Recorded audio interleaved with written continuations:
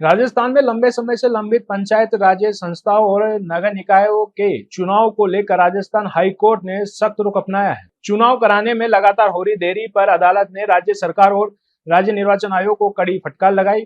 Court ने साफ कहा कि अब चुनाव टालने की प्रक्रिया बर्दाश्त नहीं की जाएगी। सुनवाई के दौरान कोर्ट ने मौखिक टिप्पणी करते हुए कहा कि यदि जिम्मेदार एजेंसियां समय पर चुनाव कराने में सक्षम नहीं है तो हाईकोर्ट अपने स्तर पर जज नियुक्त कर चुनाव कराने पर भी विचार कर सकता है। ये आदेश कार्यवाही मुख्य न्यायाधीश संजीव प्रकाश शर्मा और न्यायाधीश संजीव पुरोहित की खंडपीठ में सुनवाई के दौरान दिया।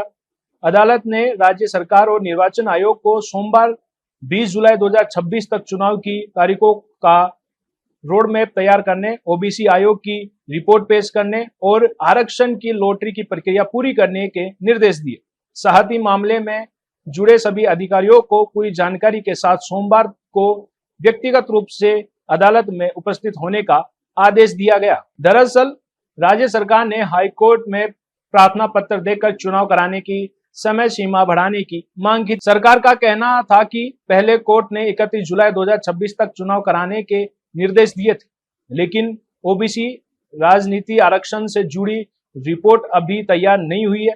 ऐसे में तय समय के भीतर चुनाव कराना संभव नहीं है, इसलिए सरकार ने कोर्ट से समय बढ़ाने का अनुरोध किया था। हालांकि हाई कोर्ट ने सरकार की इस मांग को तुरंत स्वीकार नहीं किया और चुनाव में हो रही देरी पर नाराजगी जताई। अदालत ने कहा कि लोकतांत्रिक व्यवस्था में समय पर चुनाव कराना जरूरी है और इसमें अनावश्यक देरी स्वीकार नहीं की जा सकती। अब सभी की नजर सोमवार को होने वाली अगली सुनवाई पर है।